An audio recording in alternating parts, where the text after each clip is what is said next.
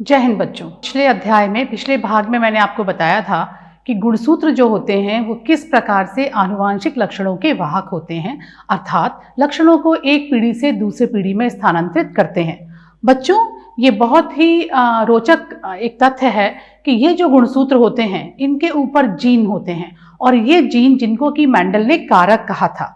आपको मैंने बताया था कि मेंडल ने अपने जो नियम दिए थे तीनों, वो नियम जो है वो कारक शब्द को उपयोग में लाके दिए थे। तो ये जीन्स जो होते हैं वो क्रोमोसोम के ऊपर या गुणसूत्र के ऊपर रहते हैं।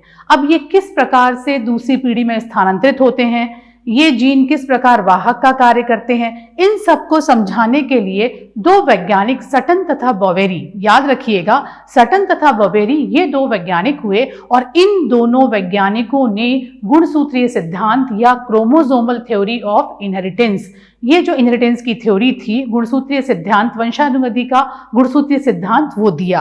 अब यहाँ पर इस सिद्धांत के सारे बिंदु हैं एक एक करके, ये बिंदु आप अपनी उत्तर पुस्तिकाओं में या अपनी कॉपीज में लिख लीजिएगा कि ये बिंदु परीक्षा में पूछे भी जाते हैं कि गुणसूत्रीय सिद्धांत सटन एवं बॉवेरी के गुणसूत्रीय सिद्धांत के कोई 4 बिंदु लिखिए या कोई 3 बिंदु लिखिए, तो वो आप लिख पाएंगे। इसमें बच्चों ये ध्यान रखिएगा कि गैमेट निर्माण के दौरान या युग्मक निर्माण के दौरान ये किस प्रकार से क्रोमोसोम्स जो होते हैं वो अलग अलग हो जाते हैं, कैसे ये जोड़े में रहते हैं, ये सारी चीजें, ये सारे बिंदु इस सिद्धांत में समझाए गए हैं। क्रोमोसोम सिद्धांत, जिसे कि मैंने आपको बताया कि सटन तथा बॉवेरी नामक वैज्ञानिक ने दिया। और एक और चीज, सबसे पहली बात कि इन्होंने ये सिद्धांत देने के पहले अपने जो प्रयोग किए थे वो ड्रोसोफिला मक्खी पर किए थे। ये भी बच्चों परीक्षा में पूछा जाता है कि इन्होंने, सटन एवं बॉवेरी ने अपने प्रयोगों के लिए ड्रोसोफिला को क्यों चुना। तो पहले हम सिद्धांत के बिंदुओं को लिखने के पहले हम ये जानेंगे कि इन्होंने ड्रोसोफिला को ही अपने प्रयोगों के लिए क्यों चुना। तो यहाँ पर आपको चित्र में दिखाई भी दे रहा है, ड्रोसोफिला मक्खी दिखाई दे रही है। तो सबसे पहली बात तो ये कि ड्रोसोफिला का जो जीवन चक्र होता है वो बहुत ही छोटा होता है। ड्रोसोफिला जो होती है वो 2 सप्ताह में अपने जीवन चक्र को पूरा कर लेती है। दूसरा बिंदु, एक समय में विशाल संख्या में संतति उत्पन्न होती है, बहुत ज्यादा संख्या में संतति उत्पन्न होती है जो कि प्रयोगों को और आसान बनाती है।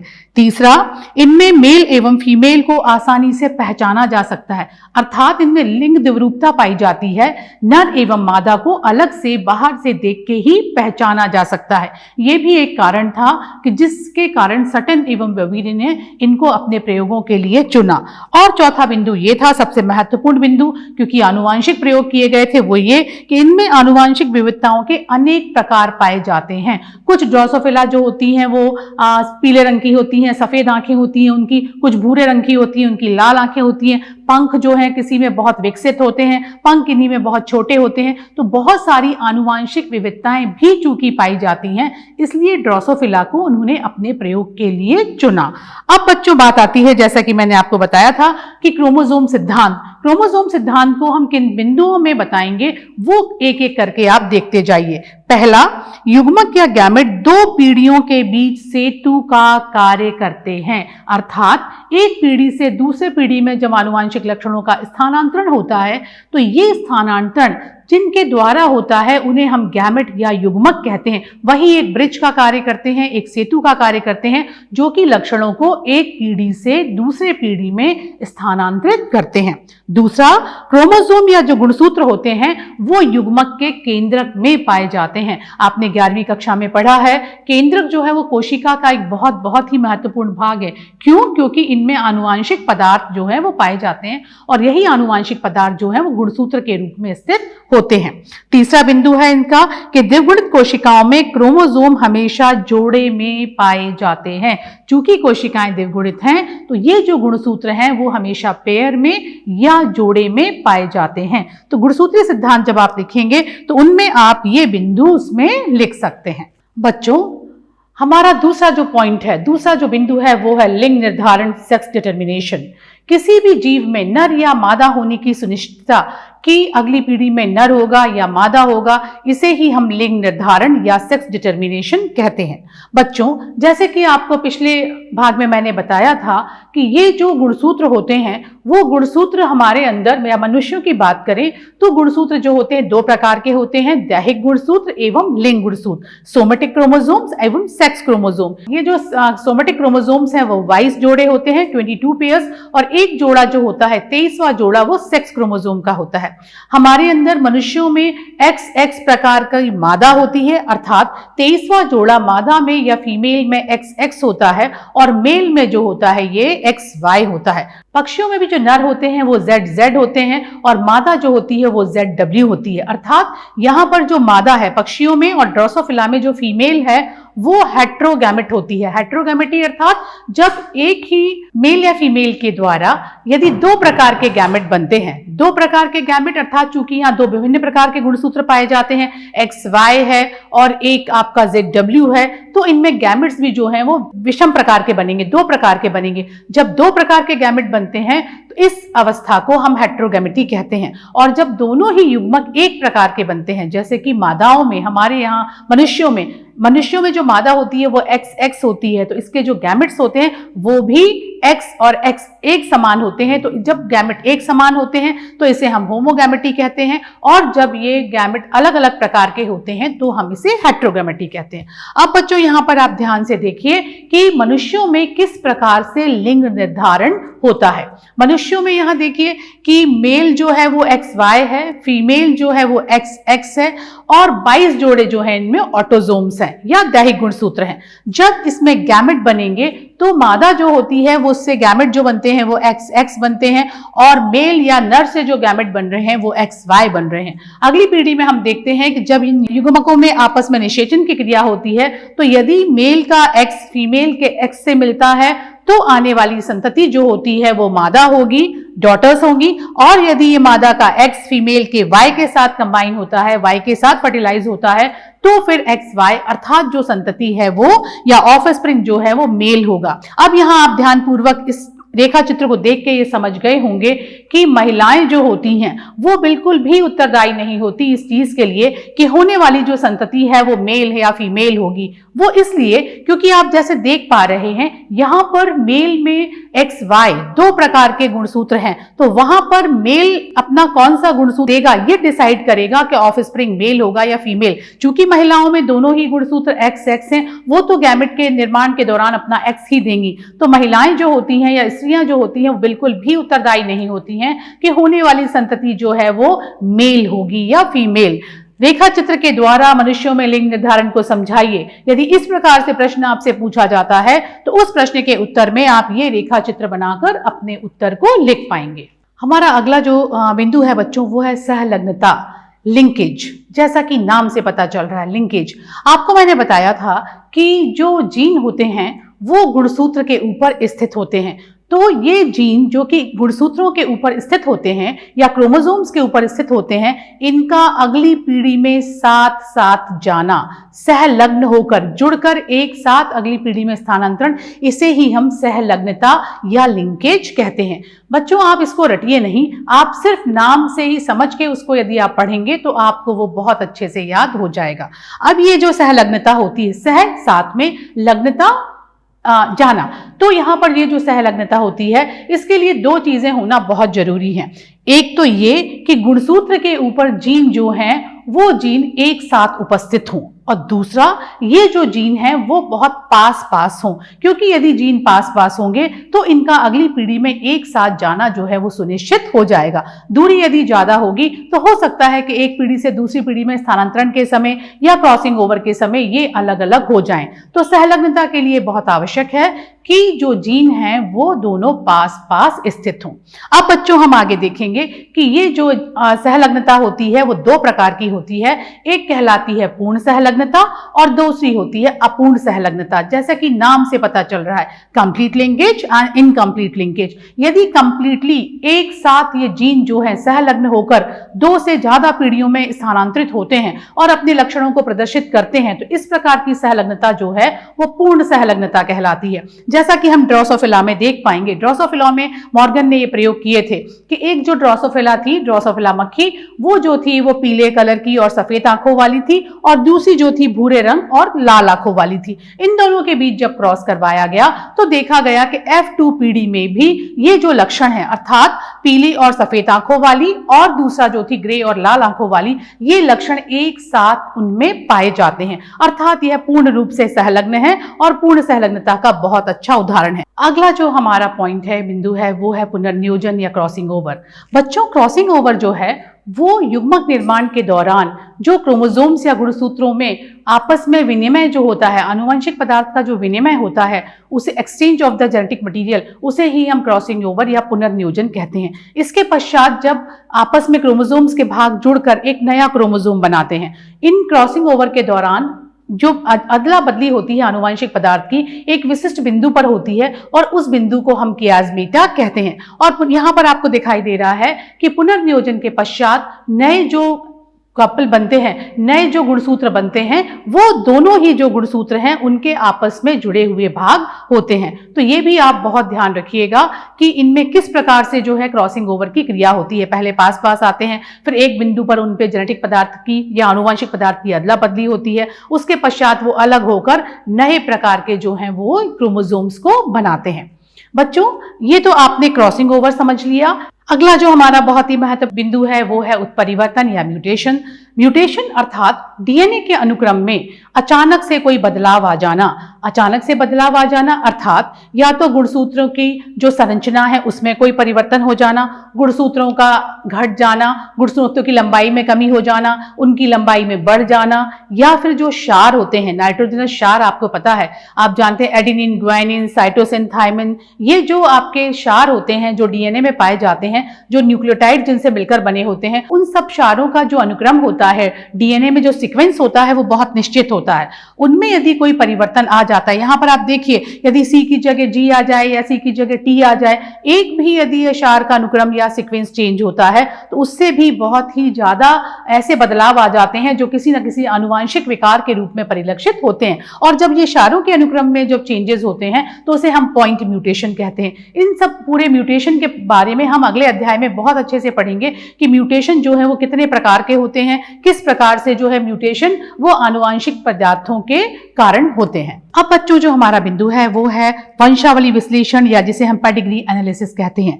पेडिग्री एनालिसिस अर्थात यहाँ पर कई पीढ़ियों तक जारी लक्षणों में ऐसे विश्लेषण को हम वंशावली विश्लेषण कहते हैं, जिसको कि हम एक फैमिली ट्री या वंश वृक्ष के रूप में हम पीढ़ी दर पीढ़ी लक्षणों में किस प्रकार से उनका स्थानांतरण होता है उसका हम अध्ययन करते हैं। तो कहने का तात्पर्य है कि वंश वृक्ष में एक विशेष लक्षण का पीढ़ी दर पीढ़ी विश्लेषण जो होता है वही पेडिग्री एनालिसिस या वंशावली विश्लेषण किया जाता है। जैसा कि आप यहाँ पर चित्र में देख पा रहे हैं, इन विश्लेषणों के लिए विशिष्ट प्रकार के चिन्ह या संकेतों का उपयोग किया जाता है, प्रतीक का उपयोग किया जाता है, साइन। इसमें आप देख पा रहे हैं, एक स्क्वायर जो होता है वो मेल के लिए, नर के लिए होता है। राउंड जो होता है, सर्कल, वो फीमेल या मादा के लिए होता है। यदि इसको हम रेक्टेंगल को हम अलग तरीके से बना दें तो वहां लिंग का कोई उल्लेख नहीं है। प्रभावित व्यक्ति को हम किस प्रकार रेड कलर से दिखा पा रहे हैं। जब इनमें फर्टिलाइजेशन होता है तो उसके बीच में हमें एक लाइन बना दी जाती है, और रिश्तेदारों में यदि फर्टिलाइजेशन आपस में है तो वहां डबल लाइन है। तो यहाँ पर इन सब के द्वारा हम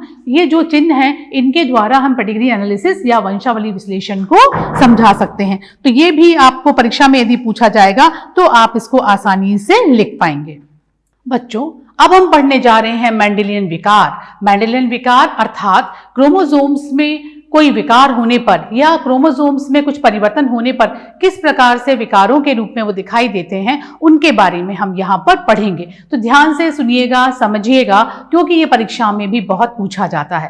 पहला जो है वो है हीमोफीलिया।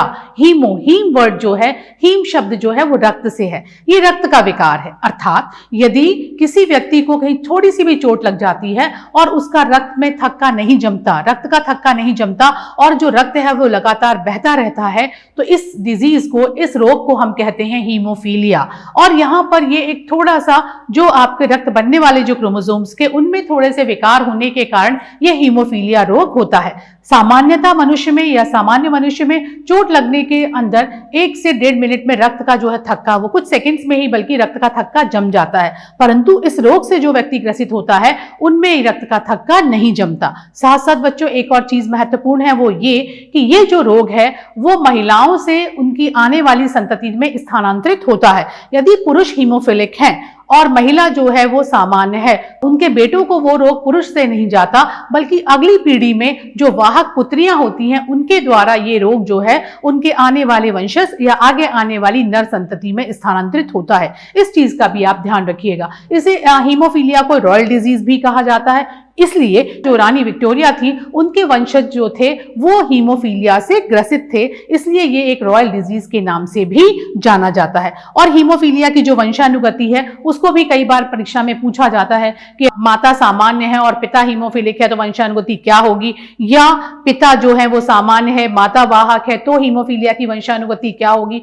तो आप वहां पर ध्यान से समझिएगा कि कौन सी स्थिति आपसे पूछी जा रही है, उसी प्रकार से आप उसका वर्णन करेंगे। दूसरा जो मेंडेलियन विकार है वो है वर्णांधता।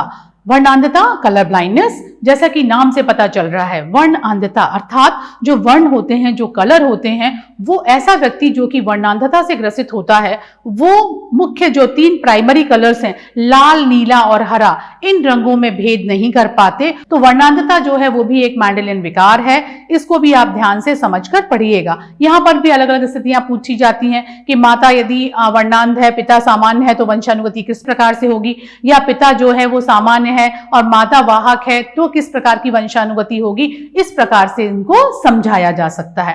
अगला जो हमारा विकार है मेंडेलियन विकार, वो है आपका sickle cell anaemia. Sickle cell anaemia हमारी सामान्य जो आरबीसीज होती हैं वो बाइकॉन्केव होती हैं, परंतु ऐसे व्यक्ति जो कि सिकल सेल एनीमिया से ग्रसित होते हैं इनमें एक थोड़ा सा अंश मात्र ही सिर्फ, क्योंकि जो हीमोग्लोबिन की चेन होती है, इन हीमोग्लोबिन की चेन में 6th पोजीशन पर सिर्फ एक ही परिवर्तन के द्वारा ग्लूटामिक एसिड जो अमीनो एसिड है एक प्रकार का, वो ग्लूटामिक एसिड जो है वो वैलिन अमीनो एसिड के द्वारा प्रतिस्थापित हो जाता है, अर्थात ग्लूटामिक एसिड के स्थान पर यहां वैलिन आ जाता है। इतने से चेंजेस हमें लग रहा है कि छोटा सा बदलाव है, परंतु इस छोटे से बदलाव के कारण ही जो आरबीसीज या लाल रुधिर कणिकाएं होती हैं उनका आकार जो है वो हंसिए के आकार का होता है, और इसलिए हम इसे हंसियाकार अरक्तता भी कहते हैं। और जैसे ही ये हंसियाकार में परिवर्तित होती हैं, इनकी जो ऑक्सीजन को अवशोषण करने की जो क्षमता है, ऑक्सीजन को एब्जॉर्ब करने की जो इनकी कैपेसिटी है वो कम हो जाती है, और ये व्यक्ति के लिए काफी हानिकारक होता है। और ऐसे लोग जो हैं उनमें अरक्तता हो जाती है और ऑक्सीजन की भी काफी कमी हो जाती है। इसके बाद बच्चों एक और मेंडेलियन विकार में आता है वो है फेनाइलकीटोन्यूरिया।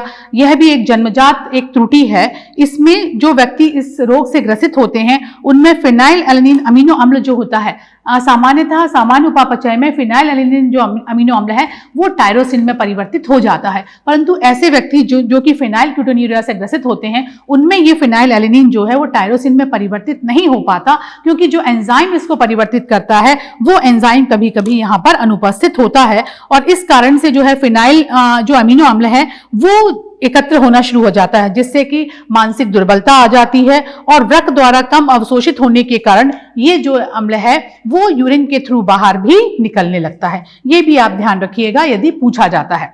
अगला जो हमारा रोग है वो है थैलेसीमिया। ये भी एक अलिंग क्रोमोसोम संलग्न अप्रभावी जीन के द्वारा होने वाला रक्त विकार है। इस विकार में हीमोग्लोबिन बनाने वाले जो ग्लोबिन की एक श्रृंखला होती है, उस श्रृंखला की संश्लेषण की जो दर होती है, उसके सिंथेसिस का जो रेट होता है वो कम हो जाता है, और इससे विकृत हीमोग्लोबिन जो है वो डिफॉर्म हीमोग्लोबिन फॉर्म होते हैं, और जिससे कि एनीमिया हो जाता है। और सामान्यतः ये रोग बच्चों को होता है, और इनको इसके इलाज के स्वरूप या इलाज के लिए उन बच्चों को ब्लड जो है वो या रक्त जो है वो बार बार दिया जाता है। ये भी आप इसको ध्यान रखिएगा।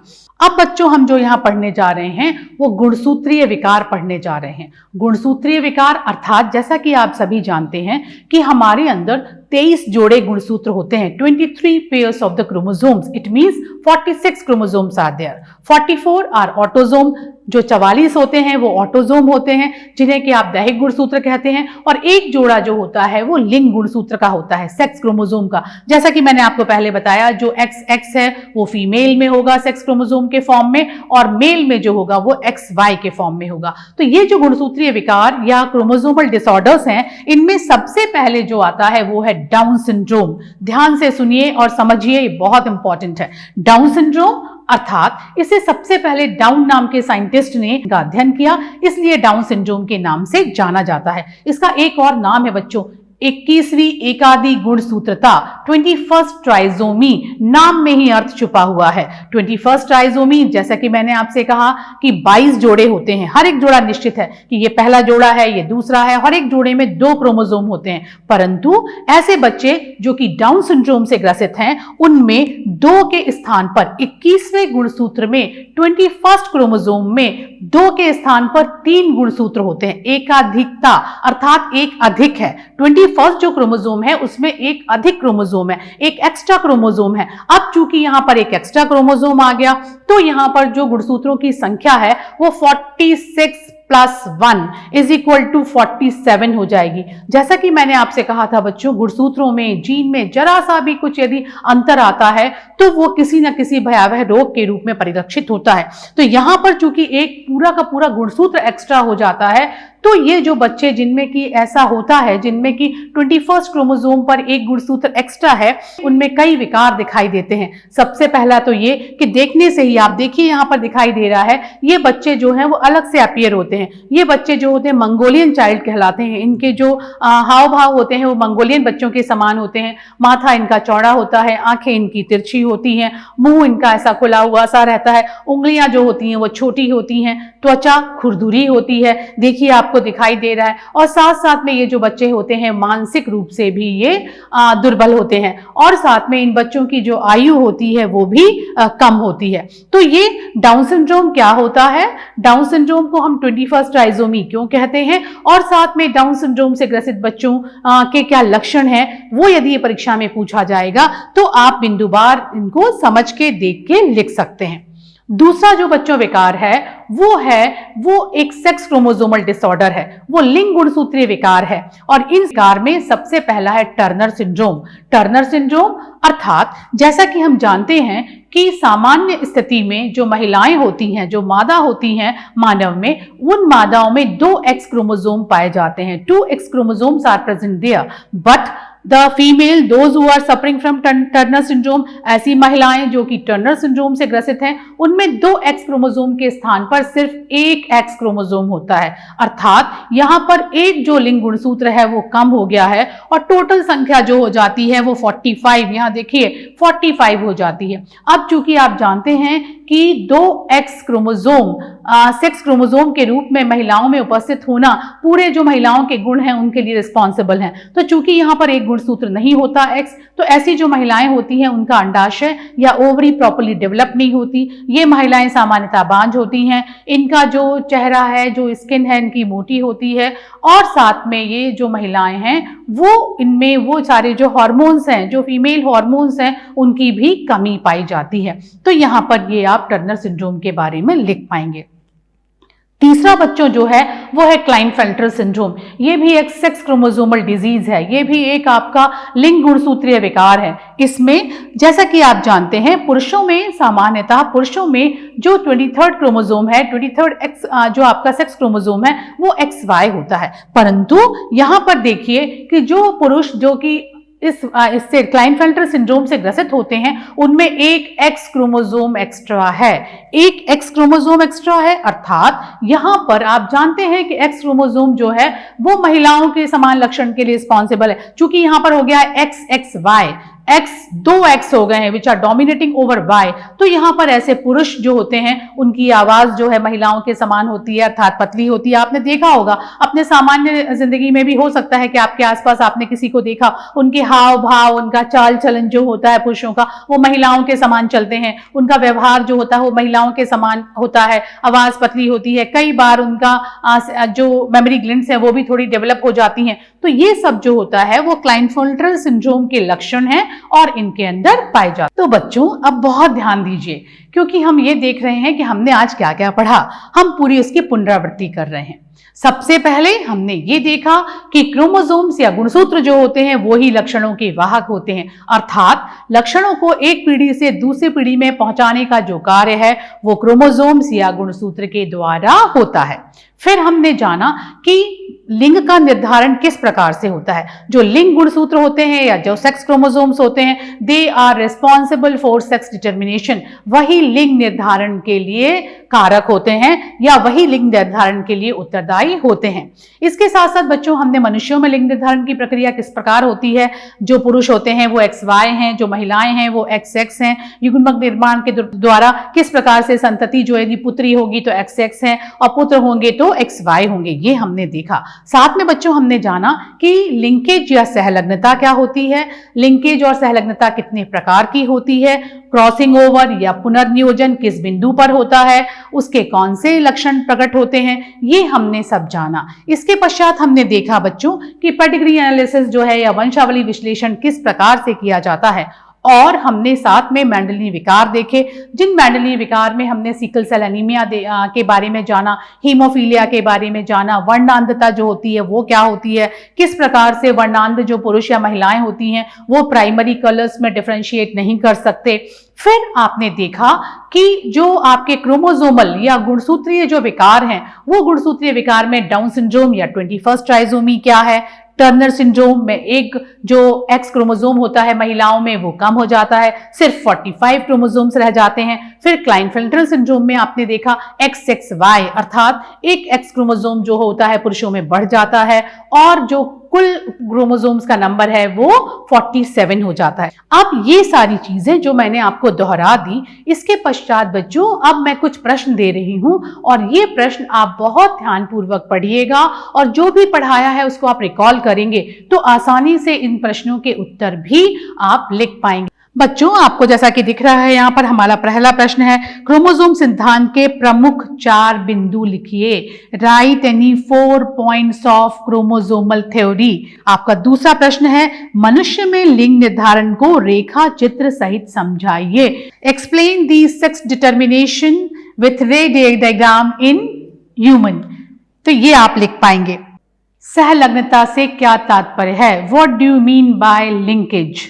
और इसके बाद आप लिखेंगे कि निम्नलिखित गुणसूत्रीय विकारों को समझाइए, explain the following chromosomal disorder. Number 1 Down syndrome, then Turner syndrome and last is Klinefelter syndromes. Down syndrome, Turner syndrome एवं क्लाइनफेल्टर सिंड्रोम। सारे प्रश्न बच्चों आप अच्छे से उनके उत्तर लिख पाएंगे और बहुत टू द पॉइंट उनके उत्तर लिखिए। इसके साथ साथ आनुवांशिकी के विषय में आप जितना सोचेंगे, जितना आप अध्ययन करेंगे, उतना ही आपका ज्ञान जो है वो बढ़ेगा। धन्यवाद।